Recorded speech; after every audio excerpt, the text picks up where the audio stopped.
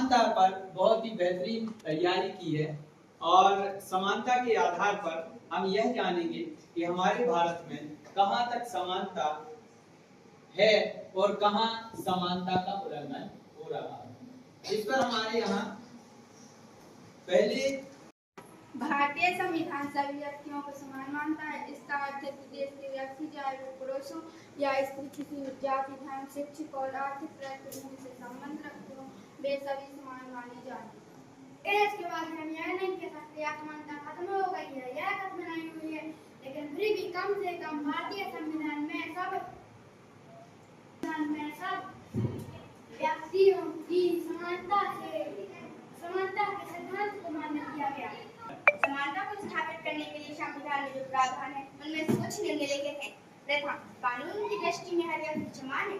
इसका तात्पर्य यह है कि हर व्यक्ति को देश के राष्ट्रपति से लेकर कांता जैसी घरेलू काम की नौकरी करने वाली महिला तक सभी को एक ही जैसे कानून का पालन करना है।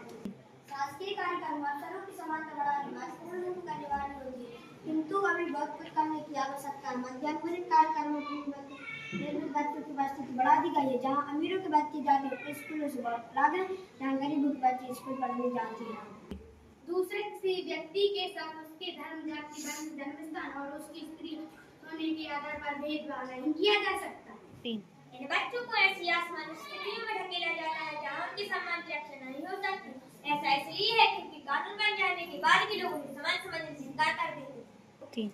तीसरा, हर व्यक्ति सार्वजनिक स्थान पर जा सकता है, जिसमें खेल के मैदान, दुकान, बाजार, होटल, दुकानें आदि सम्मिलित हैं। सब लोग नहाने की घाट का उपयोग कर सकते हैं। कुएं, सड़कें, नहाने की घाट का उपयोग कर सकते हैं। चौथा, अस्पृश्यता का उल्लंघन कर दिया गया है। शासकीय संविधान द्वारा मान्य किए गए समानता के अधिकार को दो तरह से लागू किया। पहला, योजना की कार्यान्वयन द्वारा सुविधाएं समाजों की मदद करके भारत में सैनिक कानून व्यक्ति के समान व्यवहार करके अपने देश की रक्षा करते हैं। कानून के साथ साथ सरकार ने उन संविधान जिनके साथ सैकड़ों वर्ष तक असमानता का व्यवहार हुआ है, उनका जीवन सुधारने के लिए योजनाएं और कार्यक्रम लागू किए गए हैं।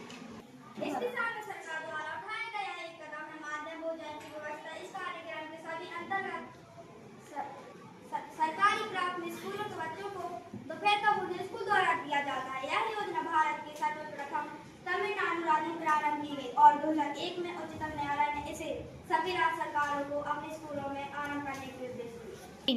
अपने सामान को दाव पर लगाकर जीवित रहना तो दुनिया है असमान। अपने सामान को दाव पर लगाकर जीवित रहना अदोनिया असमान जीवन का सबसे जल्दी होता है। इसके बिना व्यक्ति असमान के साथ ये उठाने के लिए व्यक्ति को पहुंचाने का विजय प्राप्त करनी होगी। इस कार्यक्रम के काफी सकारात्मक प्रभाव हुए। उदाहरण के लिए दोपहर का भोजन मिलने के कारण गरीब बच्चों ने अधिक संख्या में स्कूल में प्रवेश लेना और नियमित रूप से स्कूल जाना शुरू कर दिया।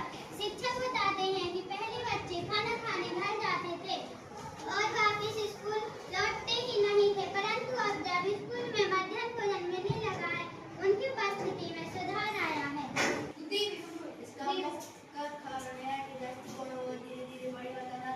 लोग यह जानते हैं कि भेदभाव का व्यवहार कानून दिन में ये जाति, धर्म, आर्थिक स्थिति और महिलाओं के आधार पर असमानता का व्यवहार करते हैं।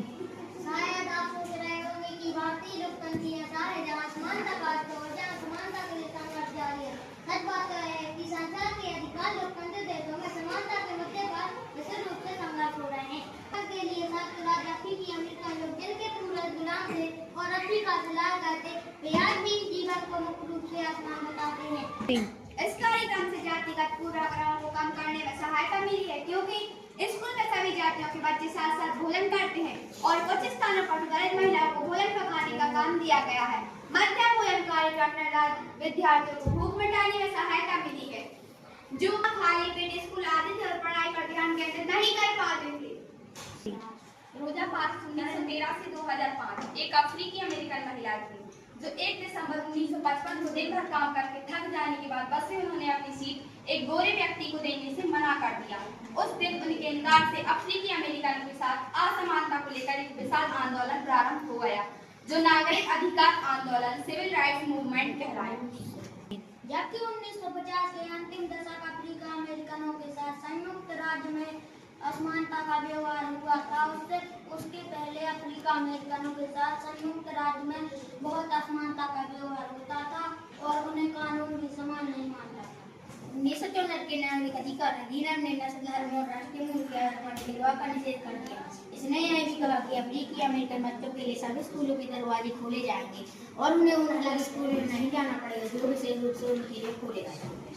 को बदलना तभी संभव है जब लोग यह विश्वास करने लगे कि कोई भी कमतर नहीं है और हर व्यक्ति को समान श्रम व्यवहार का अधिकारी है। वैजयंती समाज में समानता स्थापित करने की संघर्ष है जिसमें व्यक्तियों और विभिन्न समाजों को सहयोग देना है। किसी भी देश को पूरी तरह से लोकतांत्रिक नहीं कहा जा सकता। हमेशा से ऐसे जानकार और व्यक्ति होते हैं जो लोकतंत्र को नए अर्थ देते हैं और अधिक से अधिक समानता लाने के लिए लोग नए सवाल उठाते हैं। इस संघर्ष में सब व्यक्ति की समानता और सम्मान दिलाने के लिए पक्ष रहे। इस पुस्तक को पढ़ते हुए विचार कीजिए कि समानता का प्रश्न भारतीय लोकतंत्र में हमारे दैनिक जीवन को विभिन्न पहलुओं से प्रभावित करता है। इन पाठों को पढ़ते हुए विचार कीजिए कि सब व्यक्ति को समानता और असम्मान दिलाने के सब व्यक्तियों की भावना स्वीकार करना सही है या नहीं।